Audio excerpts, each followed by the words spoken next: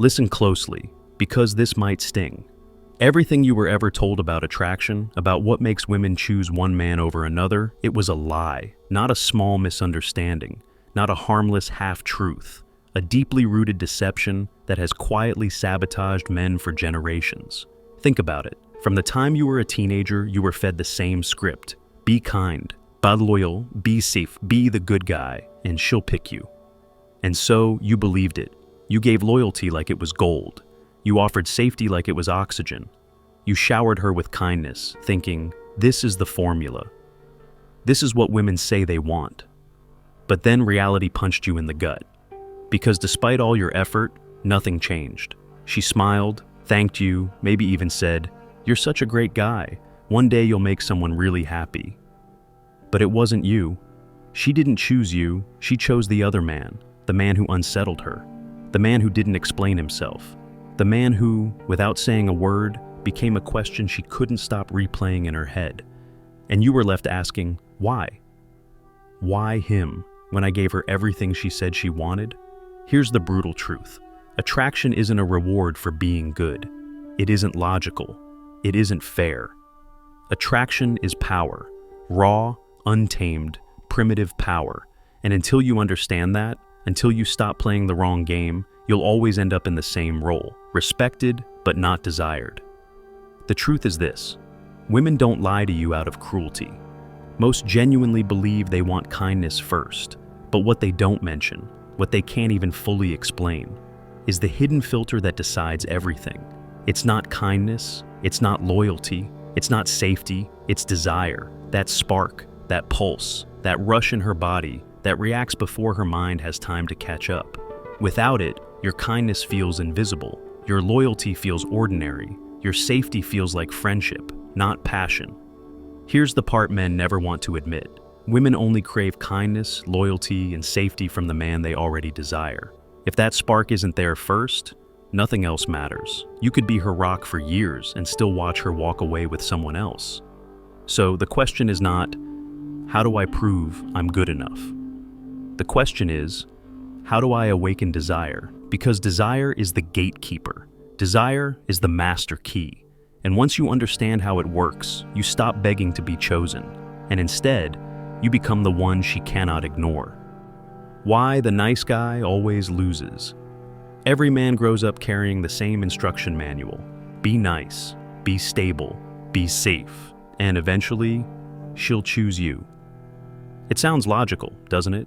It feels fair. It feels right. But the truth? That advice has ruined more men than it has ever saved. Because attraction doesn't live in logic. It doesn't care about fairness. It doesn't reward effort. You could drive her home every night. You could listen for hours as she unpacks her problems. You could pour your loyalty into her like water into a well. And still nothing, because comfort is not desire, and safety is not passion. The nice guy always loses because he confuses the two. He believes that comfort will magically transform into attraction. He imagines that if he is reliable long enough, she will finally recognize his worth. But comfort doesn't spark. Comfort soothes. And soothing is the graveyard of desire. Think about the man who becomes her best friend. He's always there. He listens, he supports, he waits. She even says to him, "You'd make such a great boyfriend." But late at night, she's texting someone else. Not the man who gives her certainty, but the man who gives her questions. The man who unsettles her. The man who makes her wonder what he's thinking. The man she cannot fully control. The safe man gets her gratitude. The dangerous man gets her desire. It's not fair, but it's real. And here's why. Safety creates predictability. Predictability kills tension. And tension is the root of attraction. A woman cannot crave a man she fully understands. She cannot burn for a man who always says yes, who always pleases, who gives himself away without resistance. The brutal truth? Women don't reward effort. They reward impact. The man who unsettles her, who stirs emotions she can't quite name. That's the man she obsesses over. Meanwhile, the nice guy? He drowns in invisibility. Why? Because he plays the wrong game. He's trying to buy passion with effort. But passion is never bought. It's triggered. It lives in tension. It breathes in uncertainty. It grows in the shadow of mystery. Without those, you're not her obsession. You're her plan B. And the cruelest part? Once she places you there, you can never climb out because she may respect you. She may appreciate you, but she will never crave you. And without craving, nothing else matters. The brutal truth of attraction. Here's a truth most men don't want to accept, because it destroys the fairy tale they've been holding on to. Kindness, loyalty, romance, none of it works unless attraction already exists. Read that again. Not sometimes, not occasionally, always. If she doesn't feel desire first, your loyalty feels heavy. Your kindness feels ordinary. Your romance feels almost annoying. And this is why the nice guy spends years waiting, hoping, proving, and still ends up invisible. Think about it. Have you ever seen a woman smile at the good guy, thank him for being so sweet, even say he'd make the perfect boyfriend, and then watch her give her heart, her body, her soul to someone else? It happens every day. And it's not because she's cruel. It's not because she's lying when she says she values loyalty. She does value it, but only from the man who already stirs something deeper inside her. That's the piece men don't understand. Desire comes first. Everything else comes after. Attraction isn't logical. It doesn't appear because you deserve it. It doesn't arrive as a reward for effort. It strikes like lightning. It sparks before her mind even has time to explain why. Without it, your loyalty is background noise. Your kindness is wallpaper. Your safety is a blanket. But blankets don't set fires. And here's the harshest truth of all. A woman never wakes up one morning and says, "Yesterday I wasn't attracted to him, but today, because he's been so polite, I am." That moment never comes, because attraction doesn't grow out of effort. It isn't earned through patience. It's triggered instantly. And here's the twist. The very same action, kindness, loyalty, generosity, means two completely different things depending on whether desire exists. From the man she craves, loyalty feels like treasure. From the man she doesn't, loyalty feels like pressure. From the man she desires, kindness feels intoxicating. From the man she doesn't, kindness feels invisible. That's the brutal truth of attraction. So the question you must ask is not, how do I convince her I'm worthy? But instead, how do I trigger desire? Because without it, you'll forever be the man she respects, but never the man she chooses. Perception creates power. If you want the truth, here it is. Women do not fall for resumes. They don't fall for achievements, job titles, or carefully rehearsed speeches about your value. You can list your career, your plans, your goals, and maybe she'll nod politely, but none of that is what makes her heart race. Because what really decides everything is how she feels in your presence. That's where attraction is born. Does she feel a pull? Does she feel uncertain? Does she feel that no matter how much she studies you, she can't quite figure you out? That's the spark. And here's where Machiavelli's genius comes in. Centuries before you and I were even born, he wrote about power, not in terms of possessions or promises, but in terms of perception. If people perceived you as strong, you were strong. If they saw you as weak, no amount of words could save you. And attraction obeys that same law. A woman doesn't fall for your explanation. She falls for the atmosphere you create. Perception is silent, but it speaks louder than words. It's in your posture. It's in the way you hold her gaze without rushing to fill the silence. It's in how you move through a room as if you already own it, without needing to declare a thing.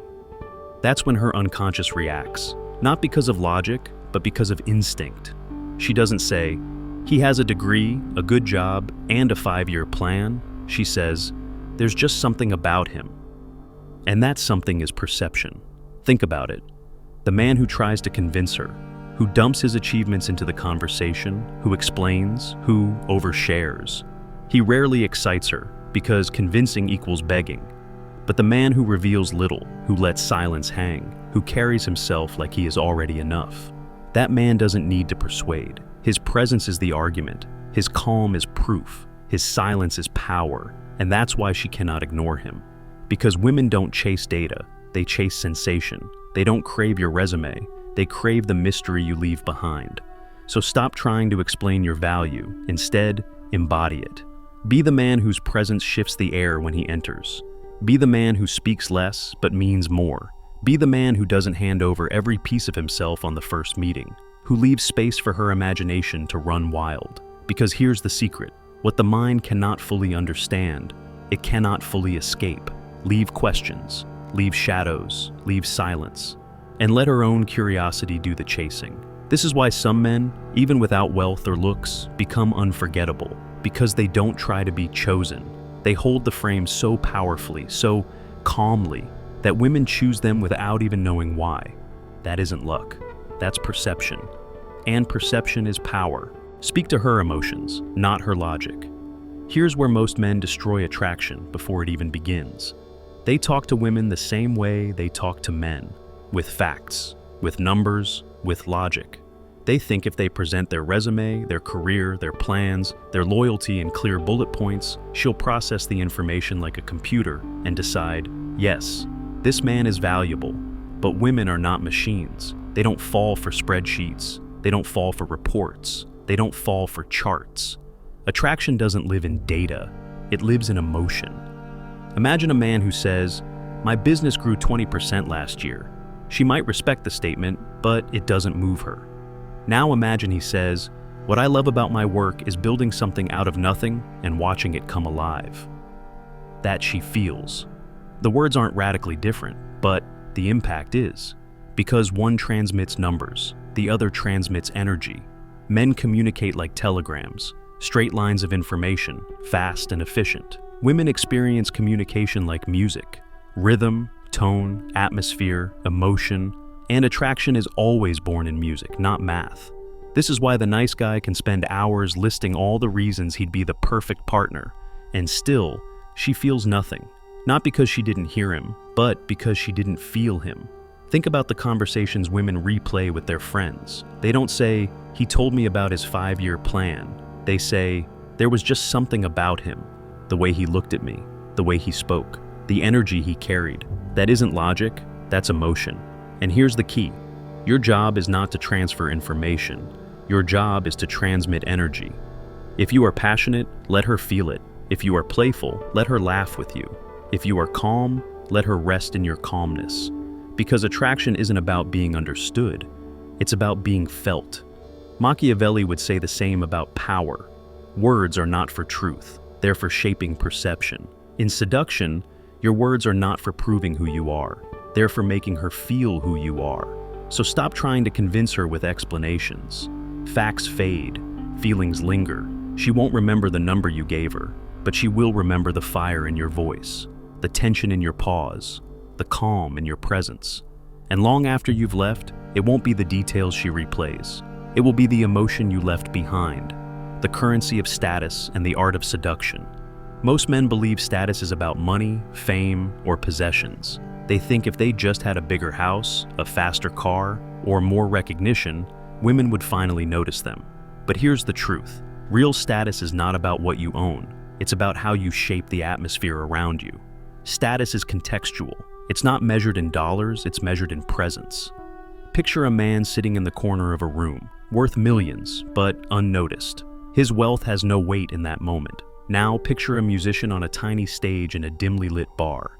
He may be broke, but in that spotlight, guitar in hand, he becomes the center of the universe. The crowd bends toward him. The room vibrates with his energy. In that moment, he holds more status than the millionaire in the corner. That is the currency of attraction. Presence, not possessions. Because women are wired to notice the man who leads, the one others follow, the one who sets the rhythm of the group. Not the man who shouts for attention, but the man whose energy silently commands it. Machiavelli understood this centuries ago. Rulers win by shaping perception, he wrote. And in attraction, you win the same way. You don't need riches to stand out. You need to control the frame. And the frame is simple. When your presence shifts the room, you cannot be ignored. But here's where most men ruin it. When a woman agrees to see them, they think the job is to prove themselves. They pour out every detail: work, family, achievements, believing information will convince her. But the more you explain, the more ordinary you become. Every fact chips away at the mystery she built in her mind. And once the fantasy dies, desire fades with it. Because she isn't dating you, she's dating her imagination of you. And imagination is fragile. Your job is not to kill it with facts. Your job is to protect it.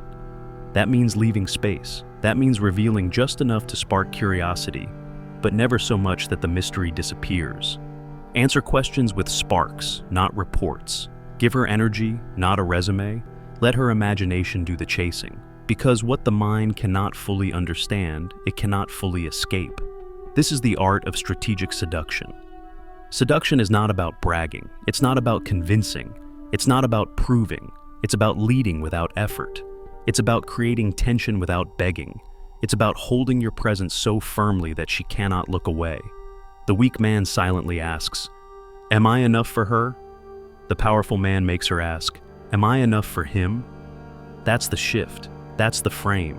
Because once she is the one questioning, once she is the one chasing, once she is the one protecting the fantasy, you no longer have to fight for her attention. You've already won. And that is the essence of power. That is the essence of seduction. You don't try to be chosen. You become the one she cannot afford to lose. And when you hold that frame, when you finally stop playing the wrong game, you'll understand what Machiavelli knew all along. Power is never argued for. It is felt. And once she feels it, she cannot resist it.